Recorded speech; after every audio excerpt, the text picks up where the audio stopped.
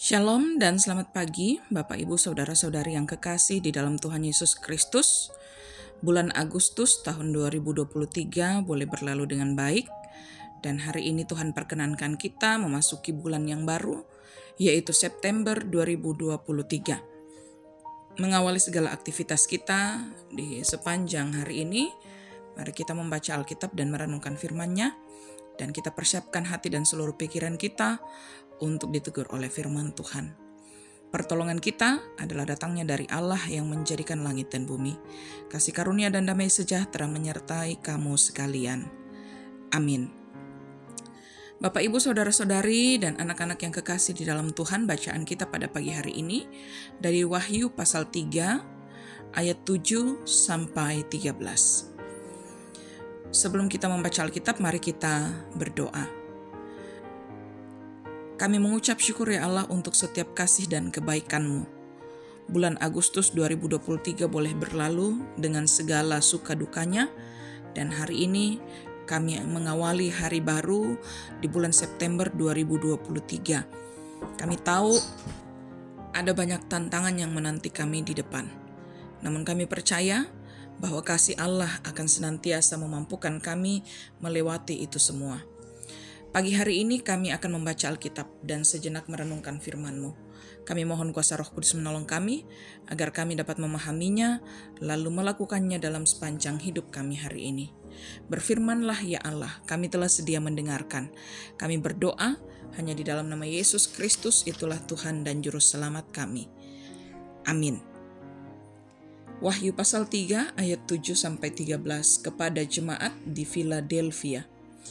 Dan tuliskanlah kepada malaikat jemaat di Philadelphia. Inilah firman dari yang kudus, yang benar, yang memegang kunci Daud. Apabila ia membuka, tidak ada yang dapat menutup. Apabila ia menutup, tidak ada yang dapat membuka. Aku tahu segala pekerjaanmu. Lihatlah, aku telah membuka pintu bagimu, yang tidak dapat ditutup oleh seorang pun. Aku tahu bahwa kekuatanmu tidak seberapa, namun engkau menuruti firman-Ku, dan engkau tidak menyangkal nama-Ku. Lihatlah, beberapa orang dari jemaah iblis, yaitu mereka yang menyebut dirinya orang Yahudi, tetapi yang sebenarnya tidak demikian, melainkan berdusta, akan kuserahkan kepadamu. Sesungguhnya, aku akan menyuruh mereka datang dan tersungkur di depan kakimu dan mengaku bahwa aku mengasihi engkau. Karena engkau menuruti firman-Ku untuk tekun menantikan aku, maka aku pun akan melindungi engkau dari hari pencobaan yang akan datang atas seluruh dunia untuk mencobai mereka yang diam di bumi. Aku datang segera. Peganglah apa yang ada padamu, supaya tidak seorang pun mengambil mahkotamu. Barang siapa menang, ia akan kujadikan soko guru di dalam bait suci Allahku, dan ia tidak akan keluar lagi dari situ. Dan padanya akan kutuliskan nama Allahku, nama kota Allahku, yaitu Yerusalem baru, yang turun dari sorga dari Allahku, dan namaku yang baru. Siapa bertelinga, hendaklah ia mendengarkan apa yang dikatakan Roh kepada jemaat-jemaat. Amin, firman Tuhan. Meskipun engkau kecil, tema kita pada pagi hari ini. Bapak, Ibu, Saudara-saudari, dan anak-anak yang kekasih di dalam Tuhan, sesungguhnya rasa kurang percaya diri, bahkan rasa minder dapat sangat mengganggu dan menghambat banyak hal. Ia menjadi hambatan dalam membangun hubungan yang sehat. Ia juga menghambat kita untuk mengembangkan potensi diri dan membuat kita tak dapat mencapai hasil-hasil maksimal. Dan dalam kondisi tertentu, malahan ia bisa membuat pekerjaan jadi berantakan. Nah, orang Kristen di Philadelphia mengalami gangguan percaya diri oleh karena mereka melihat dirinya sebagai kelompok kecil atau minor. Potensi tidak berarti, merasa kecil dan lemah. Rasa tertekan demikian diperparah oleh adanya tekanan orang-orang Yahudi palsu dalam ayat 9 pembacaan kita. Nah, dalam kondisi demikianlah mereka menerima penguatan dari Tuhan melalui wahyu yang diterima dan dituliskan oleh Yohanes. Yohanes menegaskan bahwa Tuhan sendirilah yang membuat diri dan kehadiran mereka menjadi berarti.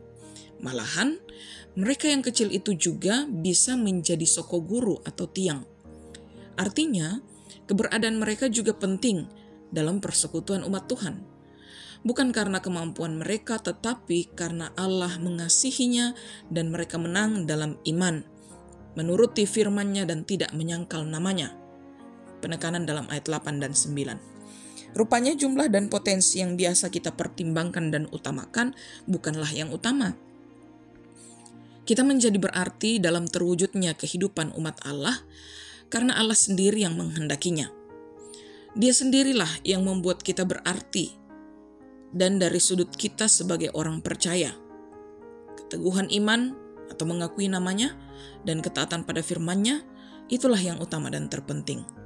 Kalaupun kecil dan tak memiliki potensi yang cukup, kamu tak perlu merasa minder. Apalah juga gunanya kalau kita besar dari segi jumlah dan potensi, tetapi tidak ada keteguhan iman dan ketaatan kepadanya. Amin firman Tuhan.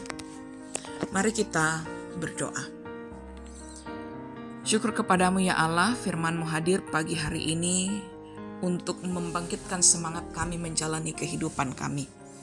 Kehidupan yang Engkau karuniakan dengan segala potensinya, namun ketika potensi diri kami terasa kecil dan tak sebanding dengan apa yang dimiliki orang lain, itu tidak akan membuat kami menjadi orang yang rendah diri, kehilangan percaya diri kami. Melainkan dalam iman yang teguh tetap berpegang pada kebenaran firman Tuhan, tetap bergantung sepenuhnya pada kuasa Allah, sehingga potensi diri yang mungkin kecil menurut dunia ini akan Tuhan pakai dengan sungguh luar biasa untuk menjadi alat kesaksian Tuhan di tengah-tengah dunia ini. Dan kiranya Engkau mampukan kami ya Allah untuk menjadi alat-Mu yang bersaksi dengan sungguh di tengah-tengah dunia ini. Pagi hari ini kami bersyukur kami boleh bangun dalam keadaan yang sehat, semua karena kasih Allah, dan kami telah siap dengan segala agenda pekerjaan kami. Kami mohon Tuhan, kiranya Engkau menuntun kami, kiranya kami dengan penuh setia menjalani hari-hari kehidupan kami dengan mengerjakan setiap tanggung jawab kami dengan penuh sukacita, menghadirkan diri kami penuh kasih dan damai kepada semua orang yang ada di sekitar kami. Kami mohon beri kelancaran untuk tanggung jawab kerja kami hari ini, bahkan dalam membangun usaha kami masing-masing. Juga berkati anak cucu kami dalam pendidikan mereka, sehingga senantiasa dalam perjuangan mereka pun untuk mewujudkan cita-cita di masa yang akan datang, Tuhan akan berkenan dan membuka jalan. Kami berdoa bagi saudara sepersekutuan kami yang sedang bergumul dalam keadaan sakit. Kiranya Tuhan pulihkan dan melawat mereka sehingga boleh sembuh seperti sedia kala. Yang sedang bergumul dalam dukanya Tuhan, Engkau pun hadir menjadi sumber penghiburan yang sejati. Yang bergumul di dalam segala keberadaan hidup mereka dalam rumah tangga pun Tuhan turut campur tangan di dalamnya. Yang bersyukur dan bersukacita atas pertambahan usia atau pencapaian apapun itu, kami nyatakan ungkapan syukur kami bahwa benar itu terjadi semua karena kasih Allah. Karena itu yang terbaik akan terus dipersembahkan hanya bagi nama Tuhan. Bapa dalam kerajaan sorga, sepanjang hari ini kehidupan kami, kiranya senantiasa akan kami jalani dengan penuh penyerahan diri yang sungguh kepada Tuhan. Tuhan tolong mampukan kami menjadi berkat bagi orang-orang di sekitar kami. Mohon ampun atas segala dosa kami ya Bapa. Sambut kami yang datang mengucap syukur. Kami berdoa hanya di dalam nama Yesus Kristus, itulah Tuhan dan Juru Selamat kami. Amin. Demikianlah firman Tuhan pagi hari ini. Kiranya kita dimungkinkan menjadi pelaku firman yang taat dalam sepanjang hidup kita hari ini. Karena itu terimalah berkat Tuhan. Tuhan memberkati engkau dan melindungi engkau. Tuhan menyinari engkau dengan wajah-Nya dan memberi engkau kasih karunia. Tuhan menghadapkan wajah-Nya kepadamu dan memberi engkau damai sejahtera. Amin. Selamat beraktivitas, tetap jaga kesehatan dan Tuhan Yesus memberkati.